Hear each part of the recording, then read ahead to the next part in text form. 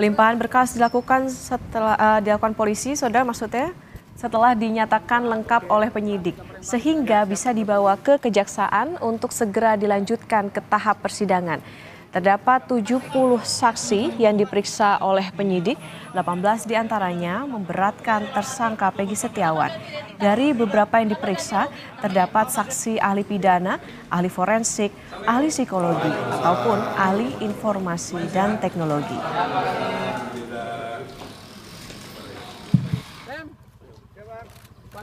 Besok pagi kasusnya akan dilimpahkan ke kejaksaan. Jadi berkas sudah lengkap, dilaksanakan penyidikan, dan besok akan dilimpahkan ke kejaksaan. Dan saksi yang diperiksa untuk tersangka kasus Peggy alias Peron sebanyak 70 orang, dan di antaranya ada 18 saksi yang memberatkan. Di saat berkas Peggy Setiawan dilimpahkan ke jaksa, sidang pra-peradilan atas penetapan tersangka kepada Peggy akan berlangsung awal pekan depan. Kuasa hukum Peggy juga bertemu dengan pihak Kejaksaan Agung dalam rangka audiensi. Akankah upaya-upaya ini bisa mempengaruhi pengungkapan kasus hukum pembunuhan Vina dan Eki yang menjerat Peggy? Kita ulas bersama pakar hukum pidana Universitas Jenderal Sudirman, Profesor Hipnu Nugroho. Selamat pagi, Prof. Hipnu. Selamat pagi, Mbak Okta. Ya, Prof. Hipnu, ini kan pelimpahan berkas Peggy di tengah dirinya menanti sidang pra-peradilan rencananya pada tanggal 24 Juni. Nah, itu tidak berpengaruh apa-apa ya, Prof, terhadap jalannya sidang nanti? Ya, gini Mbak Okta. Ini saya kira sebagai bentuk waktu yang limit di dalam suatu pra-peradilan. Karena tadi kita dengar Polda sudah mau menyerahkan barang bukti kejaksaan. Nah, sekarang pertanyaannya, kejaksaan cukup waktu enggak untuk melakukan suatu pemberkasan surat dakwaannya? Karena begini, di dalam suatu kontrol pra-peradilan itu kontrol tentang upaya paksa. Kan gitu loh. Nah, sekarang pertanyaannya, besok tanggal 24 adalah sidang pertama pra-peradilan. Pertanyaannya begini Mbak Uta, kalau besok Polda minta waktu untuk mundur, nah ini bisa wassalam pra-peradilan. Karena gini, pra-peradilan di dalam pasal 82 ayat 1 huruf D, ketika suatu perkara sudah mulai disidangkan, pertanyaannya kapan sudah mulai disidangkan adalah dibacakan, maka permohonan pra-peradilan gugur.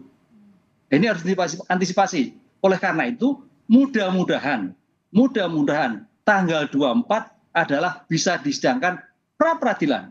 Karena di sini nanti akan mengkorek bagaimana sahnya pengungkapan perkara, bagaimana sahnya Polda mencari bukti, bagaimana jumlah buktinya, jenisnya, untuk menentukan bahwa seorang Peggy ini patut diduga. Nah itu loh, patut diduga bahwa dia sebagai pelaku. Itu Mbak Okta. Oke, artinya ini jadi kejar-kejaran nih, Prof, antara jaksa ataupun juga dari polisi. Kemudian kalau misalnya nanti ini kan sidang pra-peradilannya berlangsung sepekan. Gimana kalau misalnya nanti di saat sidang pra-peradilan, di saat masanya yang sepekan itu, Peggy ini justru dinyatakan lengkap berkasnya kemudian disidang atau sudah ditetapkan jadi terdakwa, ini gimana, Prof? Apakah bisa membatalkan pra-peradilannya berarti? Ya, artinya gini, memang dalam suatu peradilan Indonesia tidak boleh dua. Kontrol pertama tentang pra-peradilan itu ada mengenai sah tidaknya tadi. Oleh karena itu kejar-kejarnya begini Pak, ini memang perlu diantisipasi. Saya yakin memang Polda tidak berpikir lain lah. Tapi bisa juga berpikir begitu perkara nanti disahkan, dilimpahkan. Maka pertanyaan kuncinya ada di kejaksaan. Kejaksaan butuh waktu berapa hari untuk menentukan pembuatan surat dakwaan. Satu. Kedua, pengadilan juga butuh waktu berapa hari untuk menentukan jadwal sidang dengan pembacaan. Jadi bukan pelimpahan. Kalau dilimpahkan oleh pengadilan, tapi batas waktunya adalah dibacakan. Sehingga misalkan begini, kalau hari ini itu dilimpahkan misalkan dan dibacakan di persidangan, maka permohonan pra-peradilan gugur. Nah, ini yang harus diantisipasi. Nah, ini sering terjadi kalau kita kaji di dalam penelitian-penelitian itu memang kejar-kejaran di situ, sehingga katimbang ini orang Jawa, katimbang mempertahankan pra-peradilan nanti kemungkinannya bisa tanda petik diterima permohonan gugatannya oleh terdakwa, maka mengulang kembali.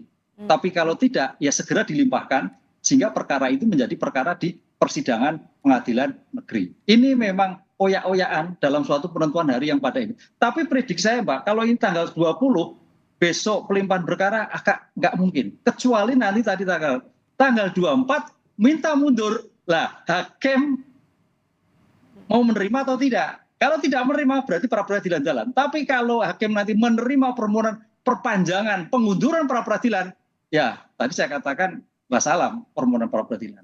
Oke, berarti artinya ada beberapa kunci yang harus ini jadi pertanyaan ya Prof. Bisa cepat apa enggak nih? Nah kemarin Prof ini kan juga jadi sorotan nih, kuasa hukumnya Peggy ini kemarin beraudiensi ke Kejaksaan Agung. Salah satunya nih minta supaya jaksa nih bisa cepat, bisa cermat juga untuk meneliti berkasnya Peggy di tengah kasus ini kan juga sedang disidik. Nah dari sisi hukum ini ada upaya apa Prof? Apakah ini juga bisa jadi apa ya, semacam stimulus untuk membantu prosesnya bisa cepat sebelum nantinya sidang pra peradilan?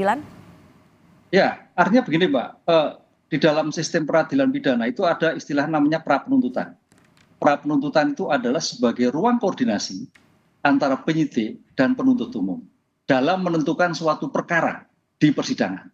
Oleh karena itu, saya beranggapan bahwa penasihat hukum itu memberikan suatu gambaran kalau memang pengungkapan perkara bukti kurang, tidak bisa menggambarkan, mungkin jangan diterima dulu, kan gitu loh. Jangan diterima dulu, artinya sebagai bentuk ruang koordinasi, pengembalian tambahan bukti, pengembalian tambahan informasi, itu perlu dilakukan sehingga jaksa betul-betul firm.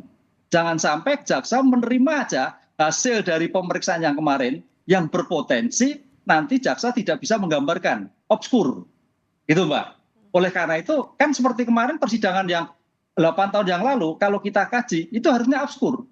Obskur itu artinya batal. Batal itu dianggap tidak pernah ada. Nah dalam hal ini kalau memang perkara yang dilakukan penyidikan itu memang bukti kurang, tidak bisa menggambarkan lokus deliktinya, pesan penasihat hukum pada Pak Jaksa mungkin jangan dulu diterima.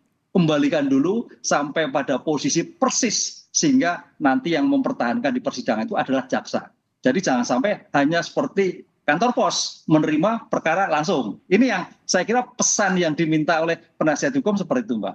Oke, artinya harus cermat juga dari sisi jaksa. Ini termasuk juga kemarin Prof, pengacara Peggy kan juga tidak hanya ke Kejaksaan Agung, tapi juga rencananya mau ke Mahkamah Agung, bahkan juga ke Menko Polhukam, ke KPK bahkan. Nah ini Anda melihatnya seperti apa Prof?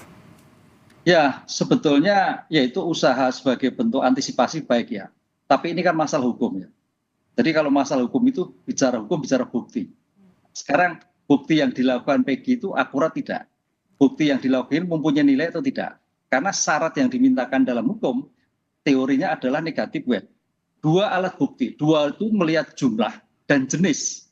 Jadi jumlahnya 2, jenisnya ya, kekuatannya bagaimana. Sehingga kalau toh memang mintakan pada Menko Polhukam, Mahkamah Agung ya itu sebagai bentuk ikhtiar lah ya.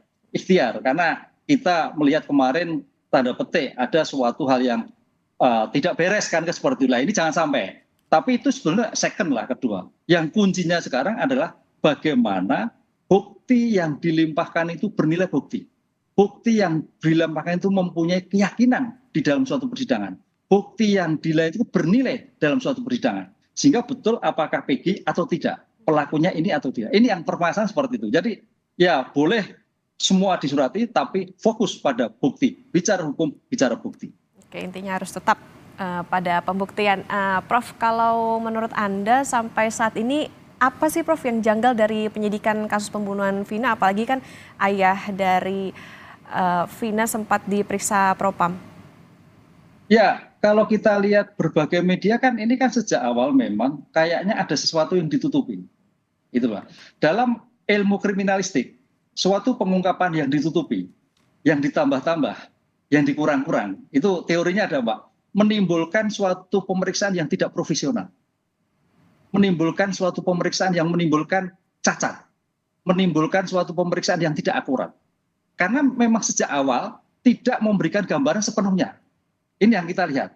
Lah karena ada kepentingan. Lah pertanyaannya kepentingan seperti apa lah? Ini kan lagi rame. Karena ada perubahan-perubahan baru. Sehingga kalau kita lihat terminologi lokus deliktinya sampai berpindah, itu nggak mungkin. lokus delikti harus jelas. Bahkan lokus delikti dan tempus deliktinya berubah. Itu harus jelas.